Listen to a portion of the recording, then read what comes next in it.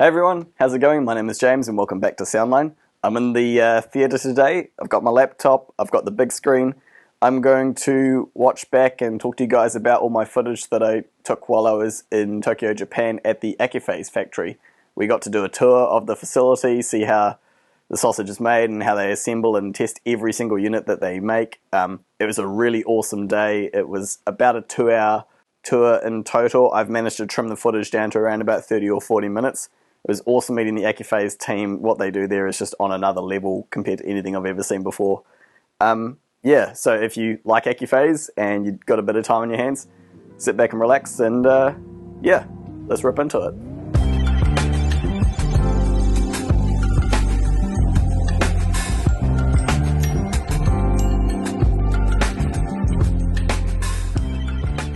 So I did a wee bit of like kind of vlogging style stuff while I was there, kind of like with the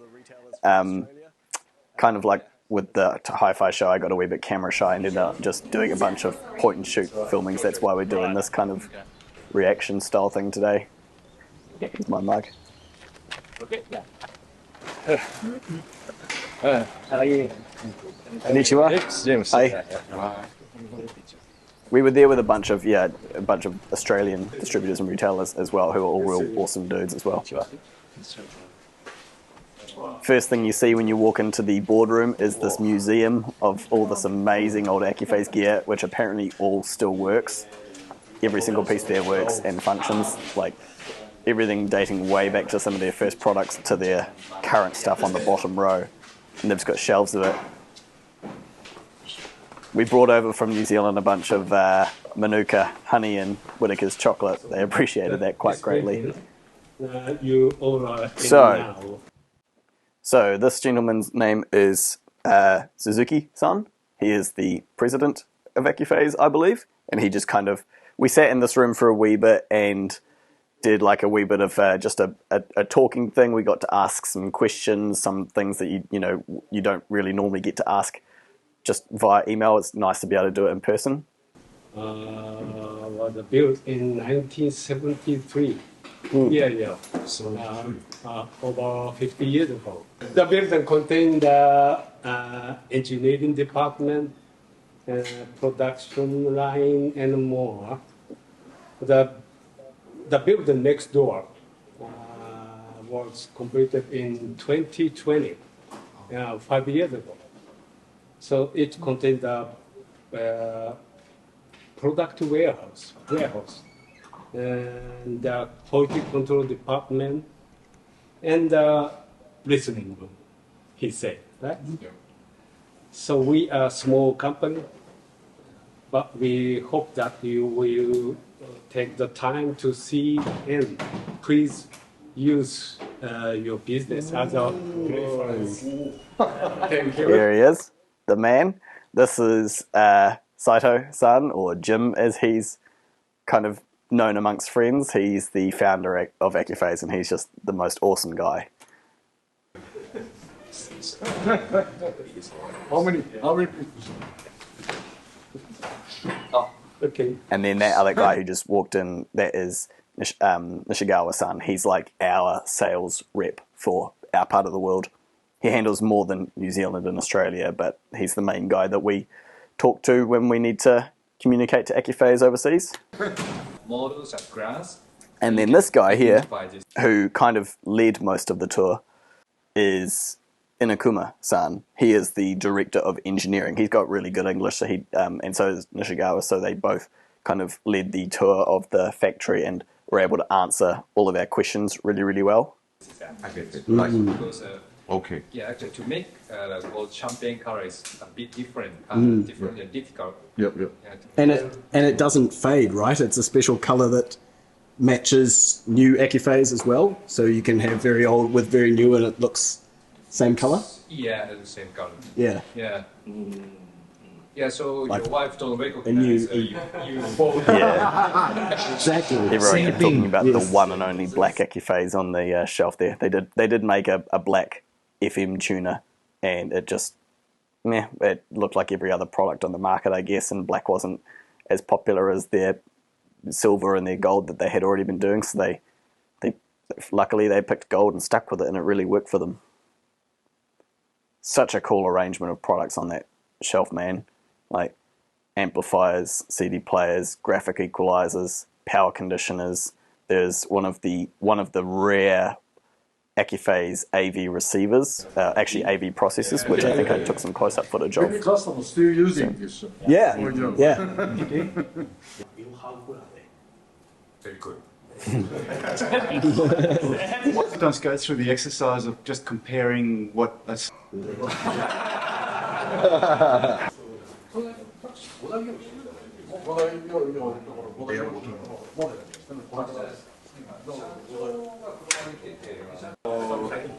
Five taking for all. E202, one of their first amps. balance. I don't really follow trends and things like that. Yeah, if you look at the product life cycle, VX100 AV Control Center. there's always Not many people know that Accuphase actually did an AV unit.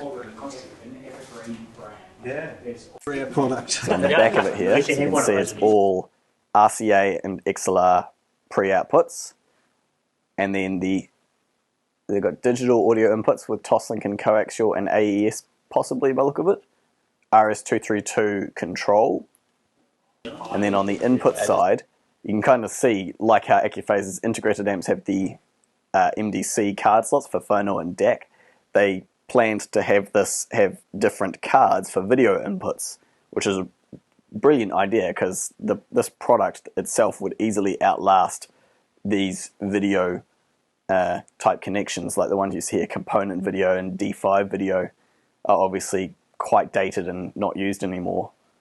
So in theory, they could develop an HDMI board that would just slot into there, which would be pretty amazing.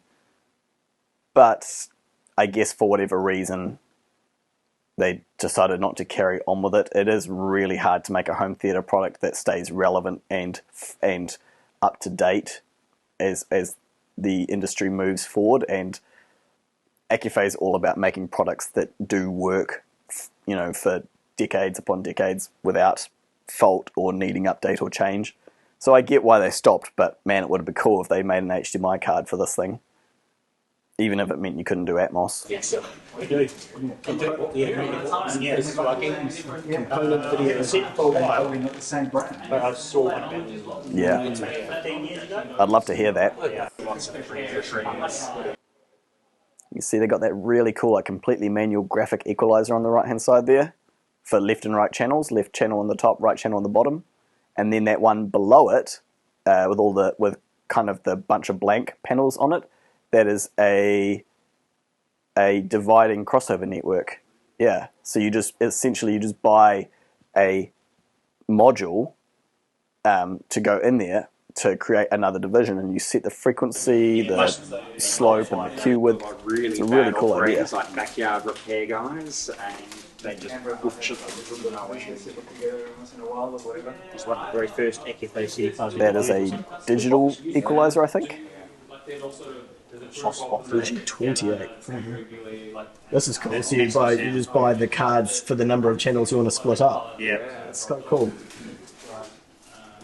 I've actually tried to encourage my customers who I know have similar tastes. Getting hungry. They're all like so socially helpful. These are the SMD components for Proto. Prototype. Okay. I think at the time, Here's our R&D. yeah. Okay, so this is R&D Department. This is essentially, they've got a whole floor with all their computers for doing modeling software. They, build prototypes on this floor and test them and measure them. It's kind of like the design center. Just as mentioned. And they've got people who do the chassis and aesthetic design, and people who do the circuit board and engineering design. Guys left side are here for electrical circuit design and software. Okay, right here the people for mechanical design, appearance, construction. The few pieces of Accuphase covered in bags there because they probably just don't want us to see it because it might be a new product.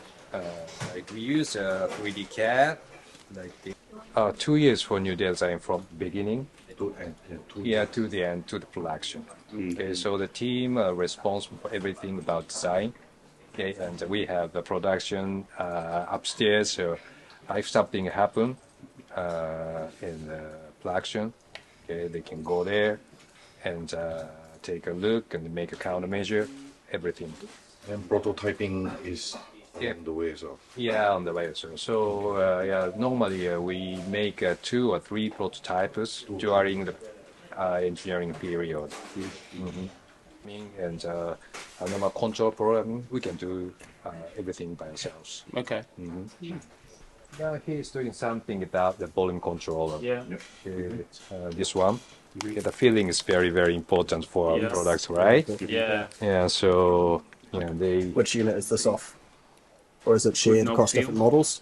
This one is used for preamplifier. Yep. Like C3900S, C2900, yeah, new one. Nice. Currently we have AAVA technology for both circuits, so yeah, that doesn't need this kind of volume controller, right? With the simulation on the circuit boards and like 3D CAD software and that sort of thing, do you feel like that has made designing the systems overall a little bit easier, or do you think new challenges have arisen from having those softwares, or you're just now able to look at different challenges now that you have that? Or Yeah, actually, it's different. Yeah. Actually, it's different. So every time we try to make more performance and more technology, we want something like that. So at the time when you finish the design, always we think that it's the limit. Okay, we cannot make more and more. This is the limit. Yeah. And after 3 or 4 years, sometimes the designer hit upon an idea for the next model. And new technology and components come out. Yes, that's right. So they try to simulate again. Yeah. And just make a proto or something like that. Repeat again. Can I take a picture of this person working on this? いいこの人メディアの人なんだけど、伊藤君を撮りたいって言うんだけど、なんかやってんの。Okay, he says yes. They got such a good sense of humor, man. Like This guy is for specialists about safety regulation. He knows a lot about it. working on a new product there. I can't really make out what it is, but I think it's something new. That's cool. I like how they've just got like older Accuphase products just stacked high and low, just sitting all over the place. I think the main reason for that is they use like the older products that they've got lying around kind of as a reference testing point, so they can always test what they're working on against older ones. He's a project leader for new design. New design. So Look at this cool gear, man. What is this big machine here? That's for measuring distortion or noise? Or? This is for everything. But this is very old, but we made this by ourselves. right. This is very oscillator. Low distortion oscillator. This is a latest analyzer. Yep. Yeah. P1. Yeah. Now the noise performance is very, very low, so we need this kind of latest measurement equipment to measure everything. But on the other hand, nowadays there's not so many good measuring equipment. We still use this kind of old one. This is very good to measure frequency response in very, very low frequency. Normally, this kind of old analyzer can measure from the 20 hertz, 10 hertz or something like that. If you want to make measurement less than 10 hertz, you need this kind of analog type. One of one? Only one in existence? Yeah, only one. Yeah, very. We cannot get that. Serial number one. Exactly. These are power supplies? Or? Yeah, this is power supply. Power supply. Yeah. Do you actually? That's when you're manufacturing for different countries. You have power generators for different voltages and that sort of thing, and you have to have those to a certain spec. Yes. So you're assuming that power is clean, or do you intentionally test it with slightly distorted power and then see how the for instance, the PS1250 and 550, how they work with distorted power? Yeah. Actually, each country has a different safety regulation, different conditions. Yeah. So we can simulate it by using this. Yeah. Everything. So you can Okay, so you we can check simulate it. good power or bad power. Yes. Basically, the internal design is the same. Yeah. For all destinations, each destinations for, but just the power supply is different. So we change this. Change the voltage using this. Yes. Check everything by using this. Yep. And yeah. Now we have a new listening room next door, but we still use this old listening room for development. Yeah, mainly the engineers. So yeah, this was their Yes. first listening room that they built in this building. You'll see the second one, which is now their main one, later on in the video. But he was basically just explaining that this smaller listening room is now used by the engineers on that floor for their testing purposes. And it's a really nice sounding room. You walk in there and it's just beautiful. I like the meeting. Really cool ceiling. Yes. You have some issues?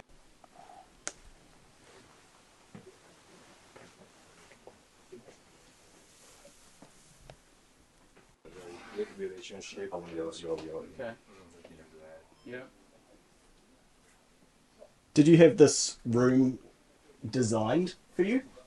No. Designed by acousticians, or you just do it yourself? Yes. Yeah. Yeah. For this 50 years, this is modified to make the sound better. Yeah. And to check the sound Yeah. better. This is a monitor sound room. Yeah. Sound monitor room. So it's a So monitoring room, not so much of, just to hear what at low level. Yes. Yeah. Actually, this room is simulated for like a normal living room. Yep. Yes. Yes. So, Yeah. Yeah. So the reverberation time is not short. Not short. Okay, Oh, not short. Not short. Sorry. Yeah. D4, it says it on the back. Read the It's okay, it's okay. I'm blind. Aussies in the background arguing about whether or not they're D3s or D4 Wilkins. 一曲聞くじゃあ This is the Accuphase collection, is CD it? collection. This is 1 So through yeah, 8. we had a wee quick listening session in here just to see how this room sounded.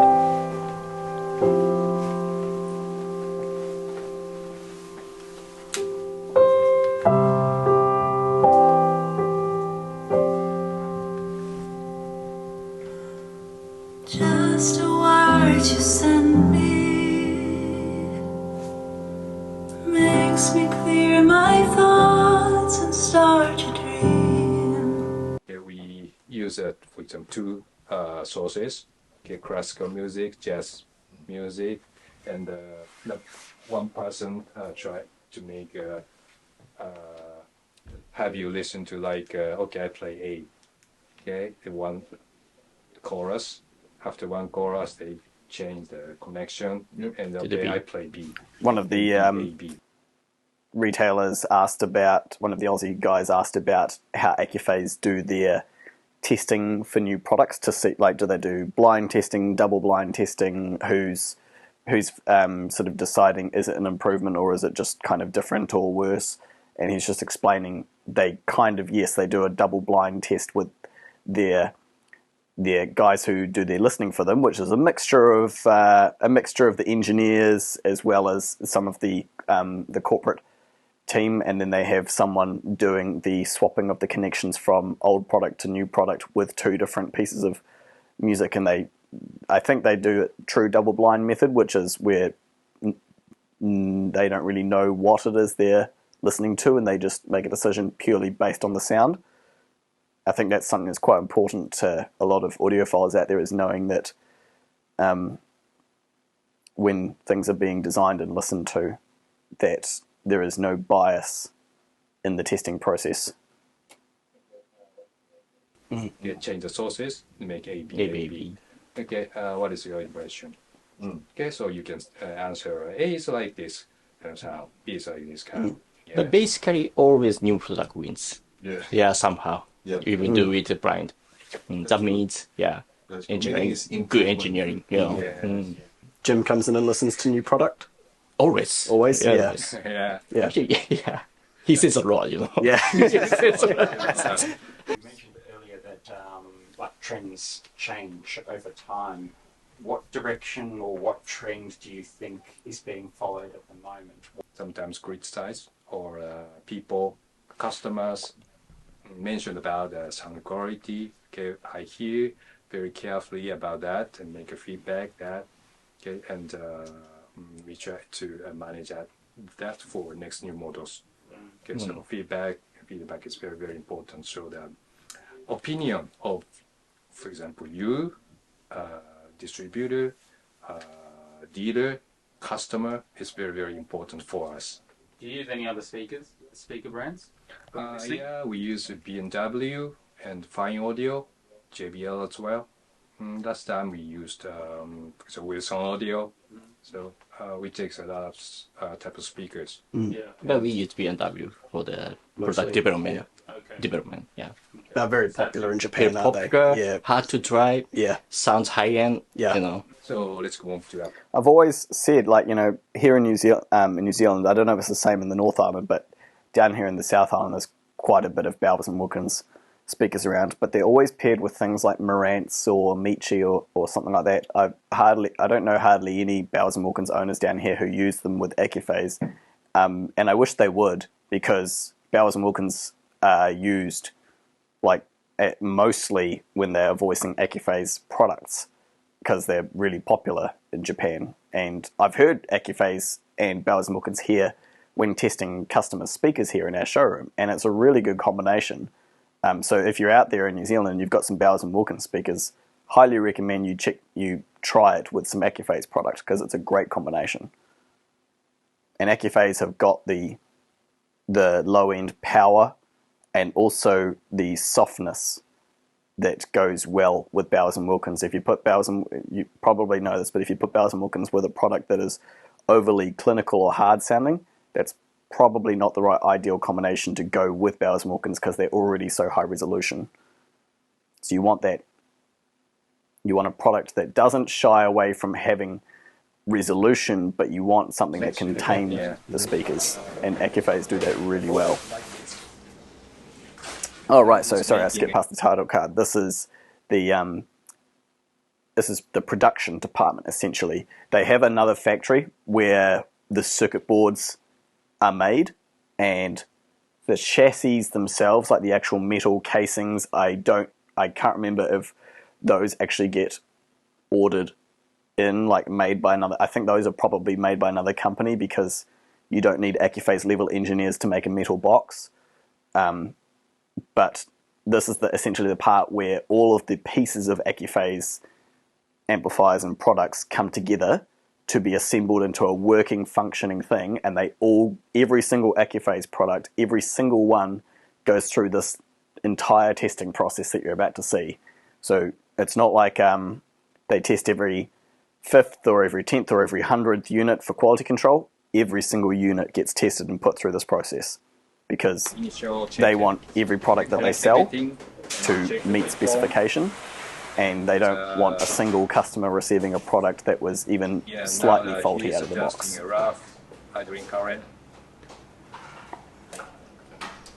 About 25 a day. Yes.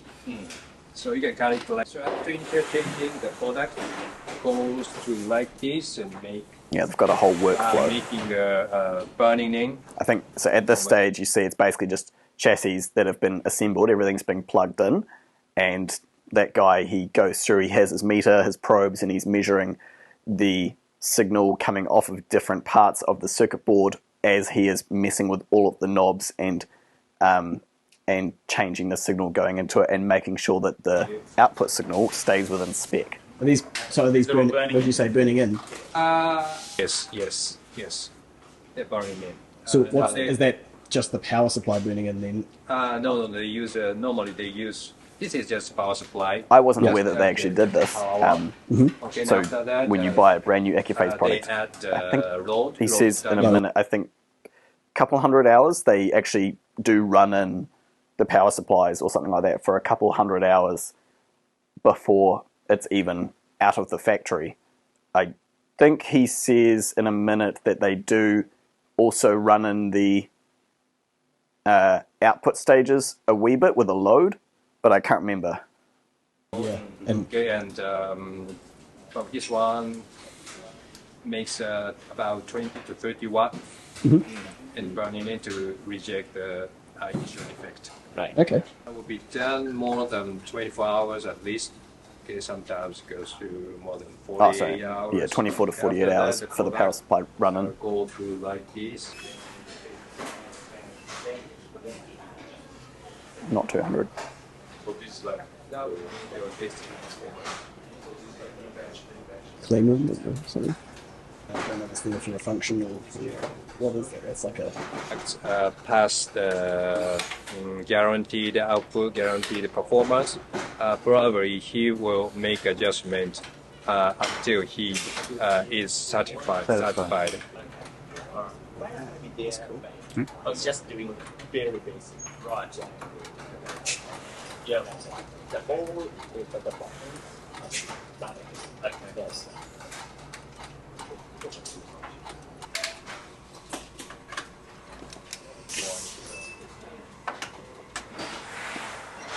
He will this very good. Good. Yeah, very good. Yes. flat panels.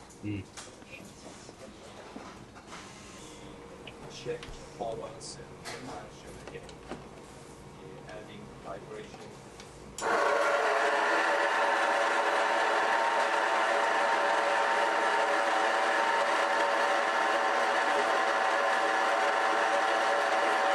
Yeah, this test is actually a very tough product, right? Now he had a 9G vibration. It goes, normally the initial defect is during transportation. Okay, so even though everything is good, when we when we make products, okay, bad actually after that transportation, air, load cargo, get shake it. Okay, sometimes it makes defects. Okay, so we simulate that. Okay, even though at a very hard vibration, the product's supposed to work. So as shown, check, and shown, check. Yeah, this is.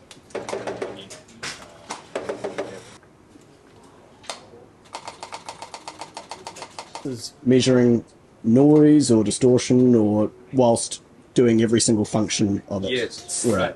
right. Now he checked the waveform. Yeah, the output waveform. Yes, after waveform. That's measuring on the speaker output side or on the line output? Yeah, sometimes speaker output, sometimes recording preamp. Yeah, okay. Yeah.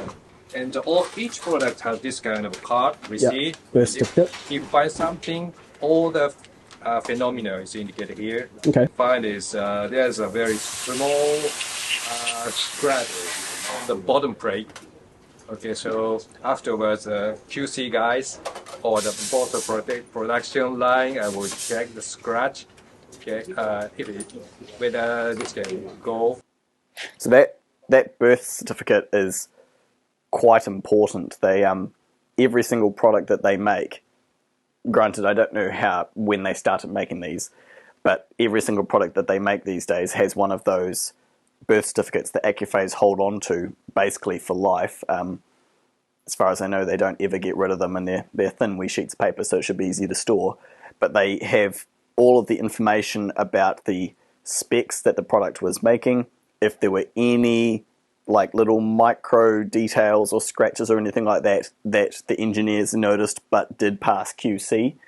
They have that original record of that product. So if you ever call up Accuphase and say, hey, my amp's doing this, they can look up that exact birth sheet for the product that you've got and see everything that you need to know about it. And that's really cool. I asked them about whether or not they ever thought about giving out birth certificates with their product, like a copy of it, so that people can see exactly the amount of power their amps are making and that sort of thing. And they said, yeah, we don't really need to, because we know that the product that we provide matches the specification of what's on the brochure exactly. So the brochure basically is your birth certificate. There's no variation in the output from one E3000 to another E3000 because they make them consistently and they make sure that the output is exactly the same on all of them with all their testing equipment. Or can I go reject and change the top rate? And QC department keep this receipt for a long time, actually forever. So after the market, if the customer complains something or you can check it. Can check it. Have you ever thought of providing birth certificates with each amplifier, like actual measured output power and measurements and numbers and stuff like that? Or is there a reason you prefer not to? Sometimes production people, even though the reference guaranteed spec, Of course. If the product performance better than the guaranteed spec, they will keep on tuning until it matches. Okay. One by one. Now he checks the lightness of the indication.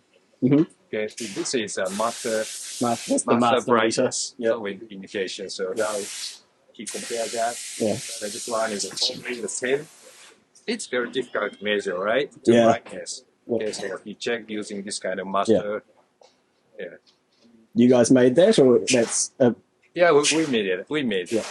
So, and you use that for measuring like all of your outputs against like every single item. Right. This is LED.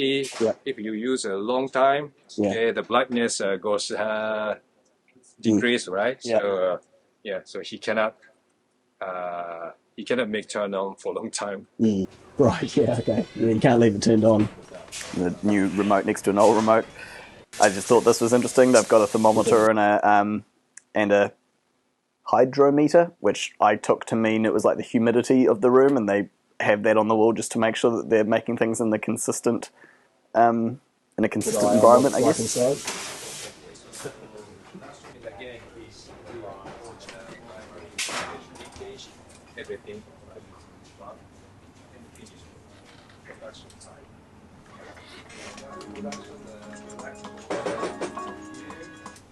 And again, he is taking something, taking all the things actually, but it's not production guy, it's from the QC guy.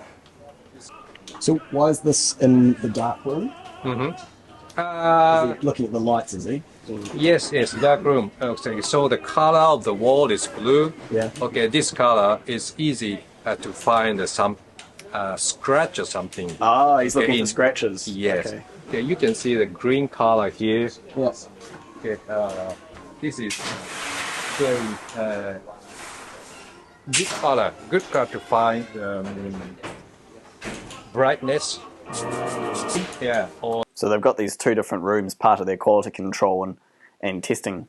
The blue one, which they turn the lights off to check the globes or the LEDs and make sure that they're all working perfectly the way they should, even with the banging and stuff. And when the lights are on, the blue color apparently helps them find really fine scratches on the surface of the faceplate or the chassis, so that they can see that, because it is they look for some very, very small scratches. And then the green one, I think he was saying, was about to do with brightness. Might be, as opposed to looking for a small wee scratch, you might be looking for a blemish in the metal which reflects slightly differently to the rest of it. Total whole things. Okay, so they need scratch. If you find something, okay, for example, very small scratch, okay,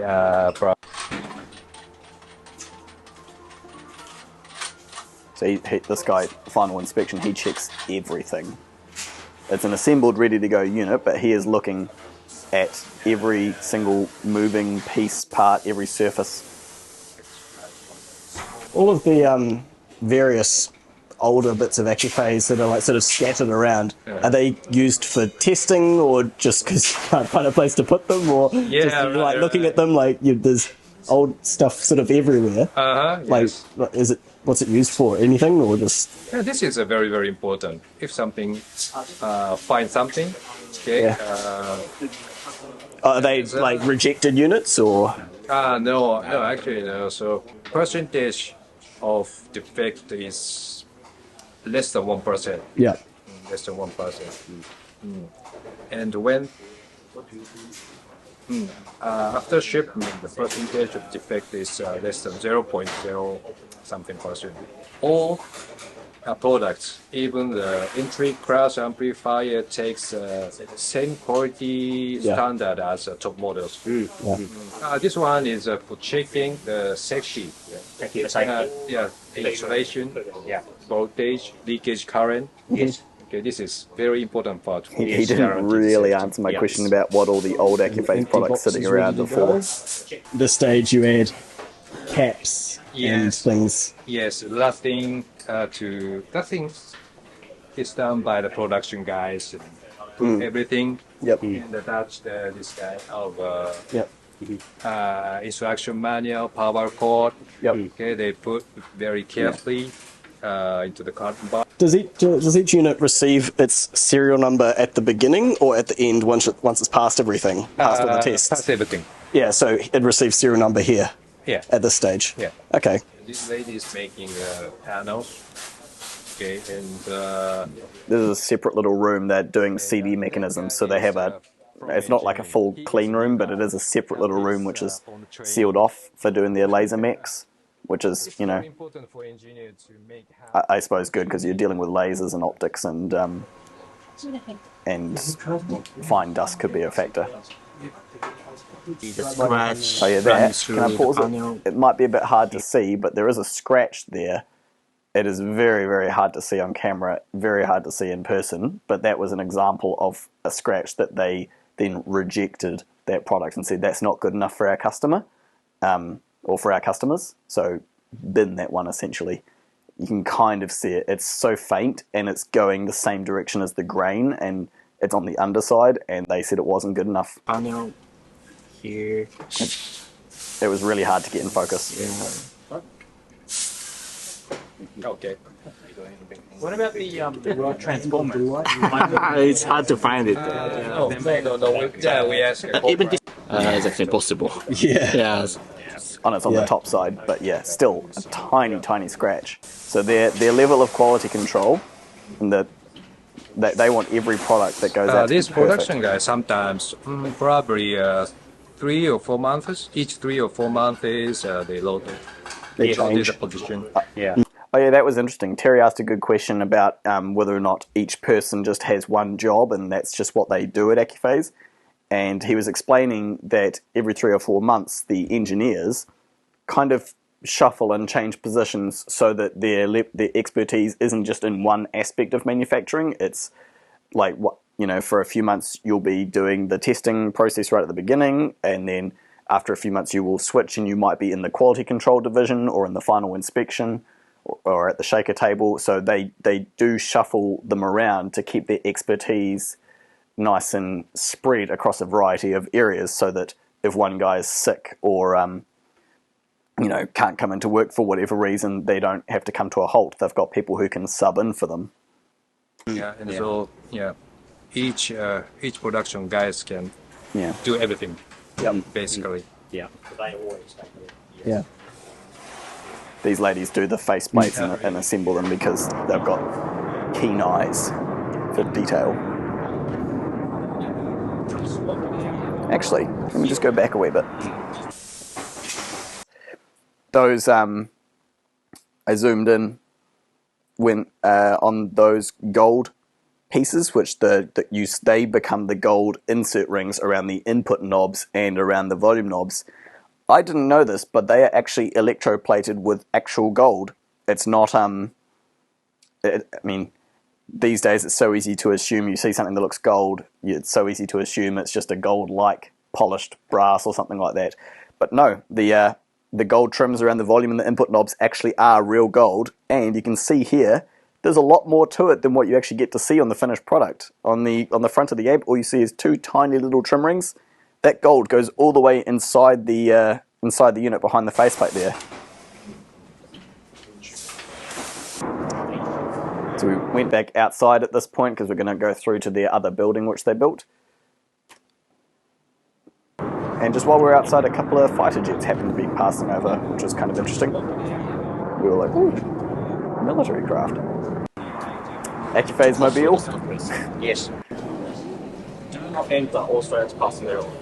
To prevent, you guys also, to prevent the robbery. Something like that.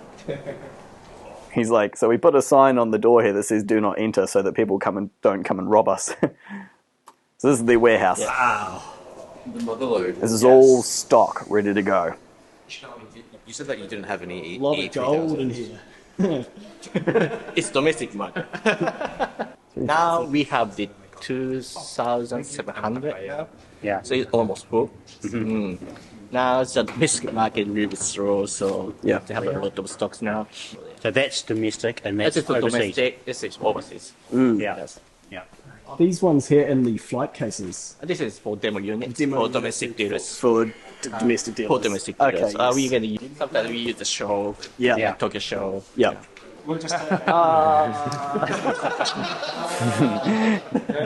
He just started grabbing some products. He's like, I take this home with me. Now finally we got about 2,700 stocks. Okay, during the COVID time we all sold out, and the stock 700. it was like 700. So Yeah, in 2019, 2020, they sold out everything. Like, 2020 was a pretty good year for hi-fi. COVID was bad for the world, but it was pretty good for hi-fi because everyone was stuck at home listening to music. So a lot of people spent a lot of money on their hi-fi systems, and Accuphase sold out everything. And then they came back with a whiz and a bang, built this new warehouse and facility, or expanded their operation, and can now stock a lot more like product. 700.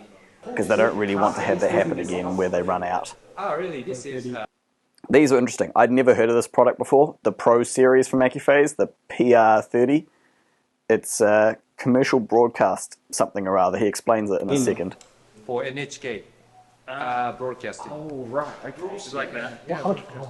How about this 100? Yeah, for studios. Yeah, still some For studios. studio uses our amplifiers. That's pretty cool. I don't know if any we New don't Zealand produce, actually, FM we radio don't stations sell are using Pro Accuphase Series product in their anymore, studios. but I doubt it. sometimes as recording studio, broadcaster, So this is old stock, or you get this made? yes, also Old stock, yeah, they don't make it yeah. anymore. Sometimes NHK requires us to give them another unit or replace unit. So we need to we need to prepare for the right. This is for demo. Oh, Yeah. Sometimes a customer want. Okay, you can see, for example, serial 4, Yep. 9. This is 4, 4, 9. You know why 4, 9? 4, 9. It is said that 4, 9 is very bad number for unlucky number. Oh, really? So you save that for demo. Yes. Yeah, okay. Yeah. 49 means dying Ah, for Japanese people. That's okay. why we don't sell to the customer. Yeah. I love Nishigawa, man. He's got the funniest sense of humor. 49 means die. He's funny as. This number. Wow. So these are only for Thank you. export market. We use for the domestic demo. So in case that doesn't make sense, the serial numbers, like in a lot of cultures, numbers have significance. Some numbers are unlucky, some numbers mean death, some numbers mean sin or something like that, and they hold back certain serial numbers, prevent them from going to market because they don't want customers who have cultures who believe in these numbers and the meanings that they have to receive, order a product, buy it, and then, oh no, I got one with a serial number that is unlucky or means I'm likely to die. So they hold those back and they use them for demo units for their distributors and that sort of thing, where it doesn't really matter so much, but they want their customers, the people who buy these things, to get serial numbers that they are happy with. Is the 49, is that why you didn't do an E490? 490. So Well, that was around COVID times, wasn't it? yeah. That was when that was roughly set to come out. Well, Yes. the replacement. Yeah, so we couldn't make a big business with Yeah. Yeah. It's just as sneakily integrated over there for a for a cafeteria room. This is all okay to film in here, Michigan? This is all okay to film? So this is their repair department. I did not realize, I guess this goes to show just how much Accuphase is out there in the world and just how much has and just how long Accuphase have been going and how long they've been loved. Because there's quite a bit of stuff back here for repair, but it's all pretty old stuff, and you'll see in a second, it's really impressive the degree to which they can repair these things and restore them. This guy is great. His name's Shibuya. He was so amped and excited to show us his repair process and what he's able to do. He can fix anything, any units, any models. He can fix it. So this has been sent here to you guys to repair. Yes, one fanatic Accuphase France, and his vintage from France. Him. Wow. Perfect. So some models he doesn't have the replacement parts, so he restored everything. Yeah. Every single completely. Yes. That's incredible. Before, after. Input selector. Input selector. Before, after. Yeah. He make it clean. Yeah. And this is the input selector as well. He make it pack to prevent the deterioration. Yeah. Yeah. So this is input selector for vintage preamplifier. He just keeps grabbing all these pieces out to show us, like, look what I can do. I love it. It's great. It's really impressive. C280. 280L. Some model he doesn't have the replacement parts, so C280. he It's a resoldered very old everything Accuphase. by hand. Resolder everything. Yeah, he take up the older soldering. Yeah. He make it new, everything, and the solo cleanup works well. So you have a good supplier for if you need individual resistors and individual transistors. Exactly. He make everything research the correct condition.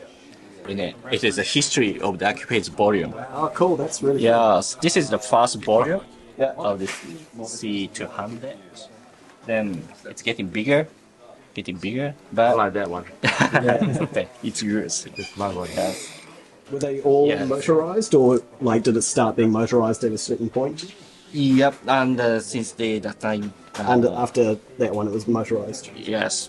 Next generation? It says. Yes, どうなんですかね。あんまり、basically, the repair guys coming from the production department. Yeah. And they learn the ins and outs of the parts and the components. They learn how to build the Accuphase, then change their position. Yeah, right. To here, so. Yeah. Look at that. Look at the size of those little chips, those transistors, compared to the first ones. It's like this massive relay module with metal housing and everything. And then even the jump from the most recent one, the little 4-legged transistor, to the newer little 6-legged. Look at the difference in size there is incredible. Improve. Improve. Hi. Yeah. いいですかね。はい。はい。ありがとうございます。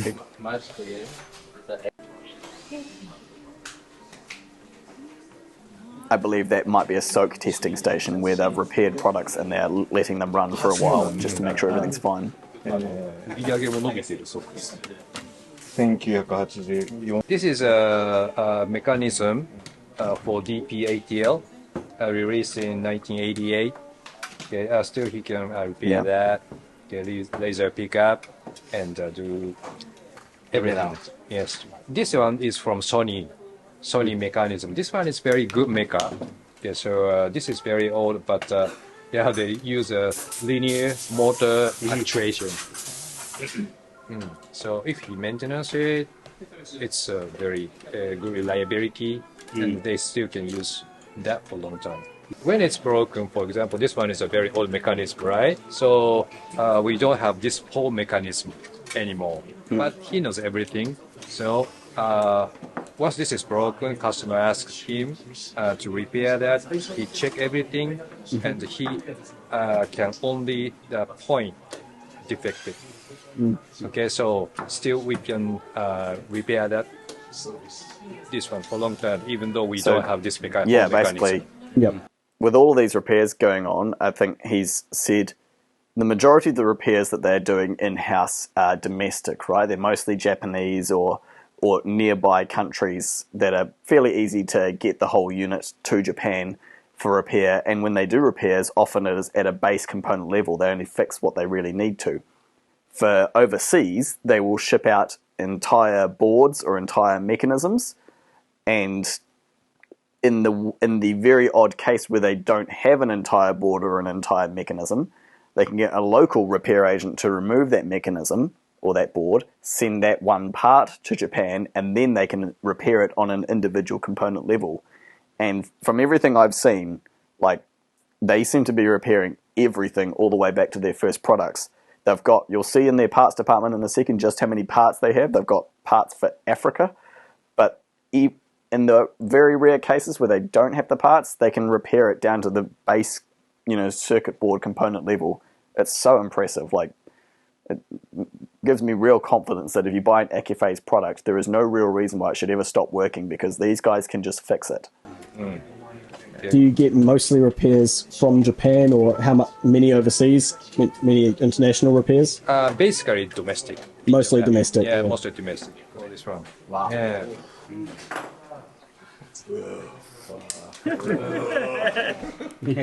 Oh, you wouldn't do that.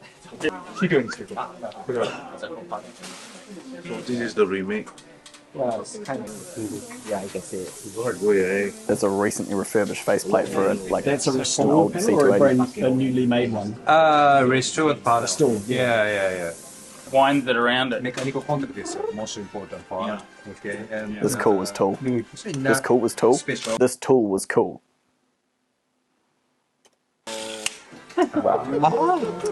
Very smart. Yes.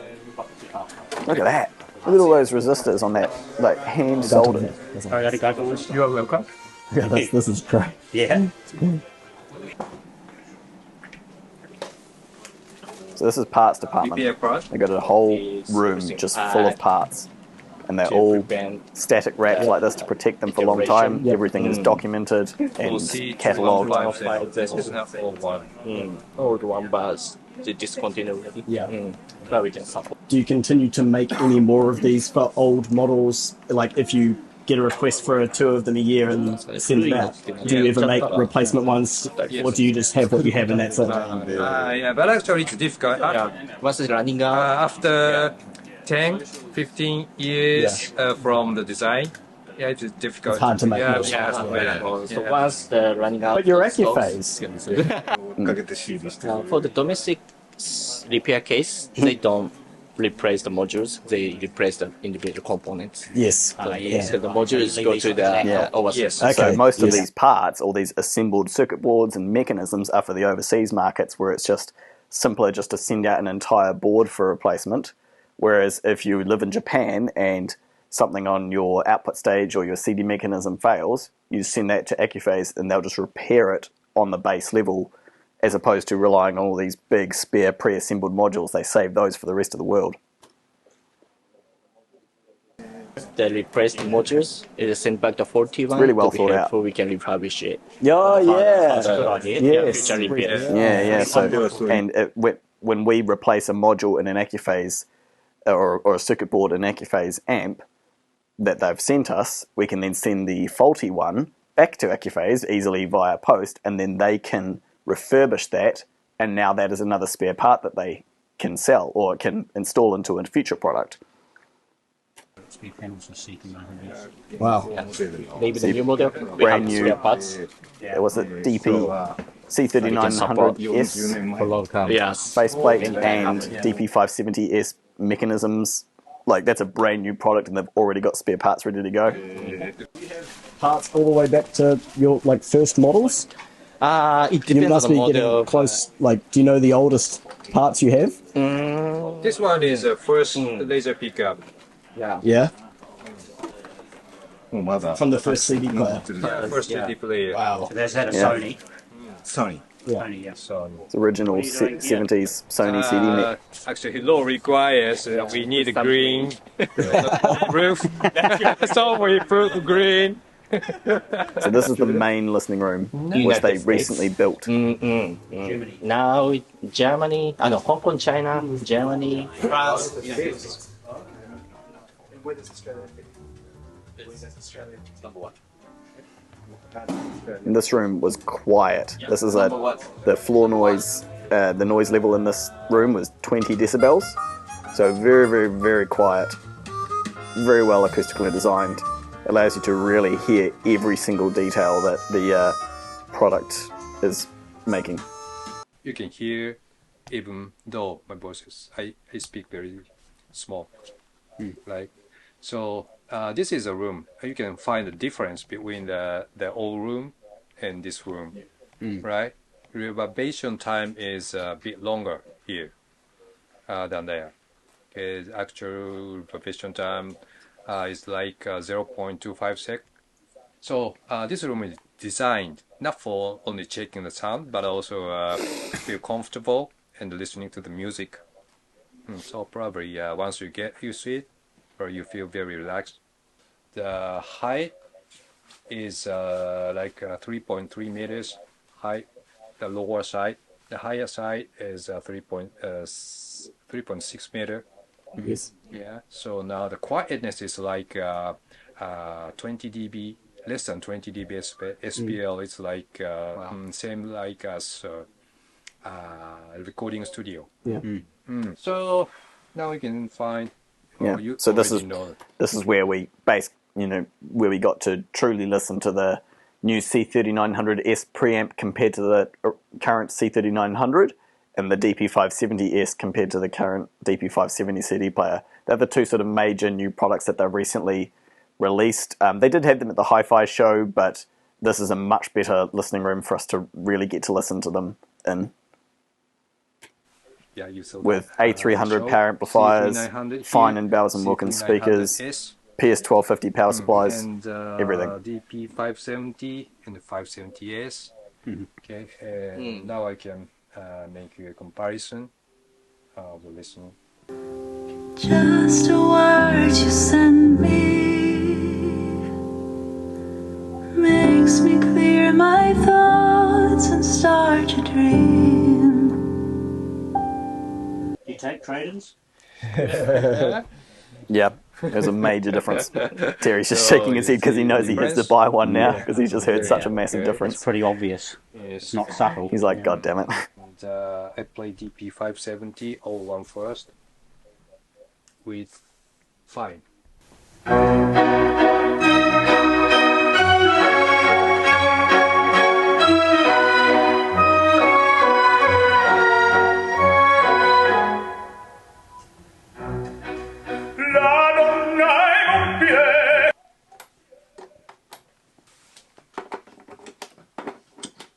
Okay, now I play new one.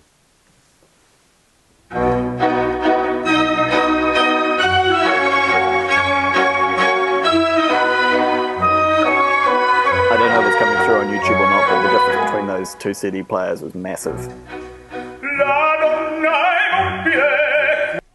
Wow. Alright. Yeah. It's ridiculous. Yes.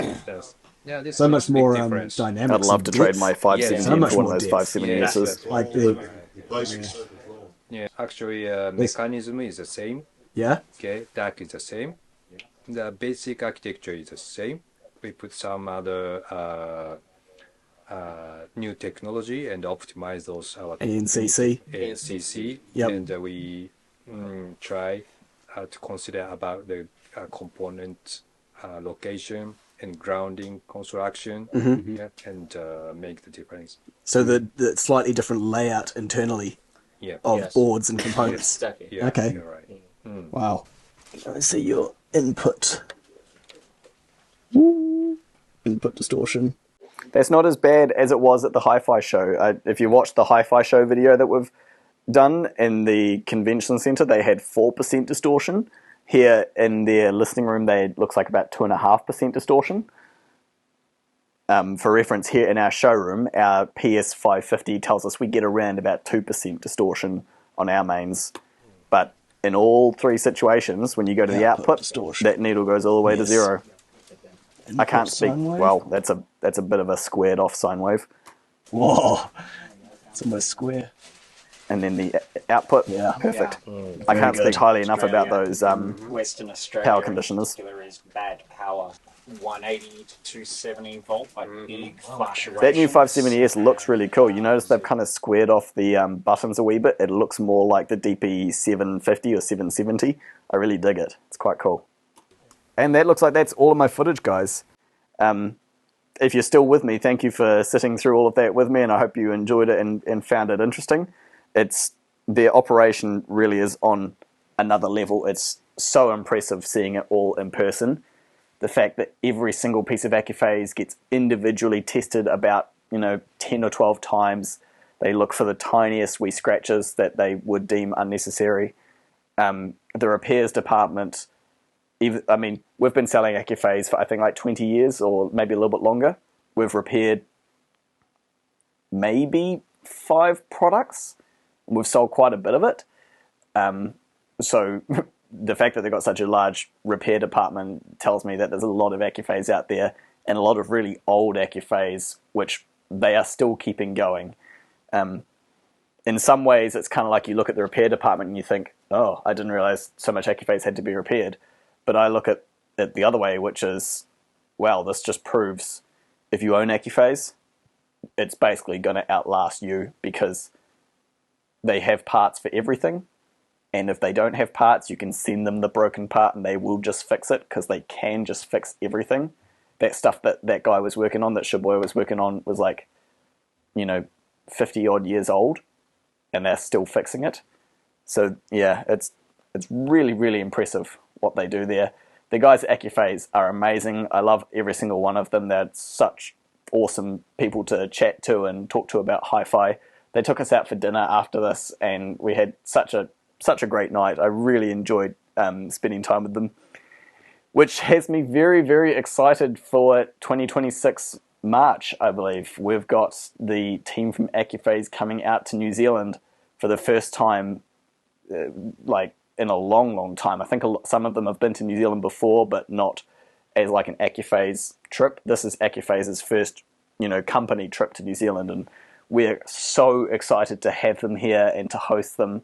If there's anything you want me to ask them while they're here, because I might try and make a YouTube video while they are here in New Zealand, chuck it down in the comments, and if there's some really highly voted comments on this YouTube video, then I will try and put it in my list of things to talk to them about while they're here in New Zealand.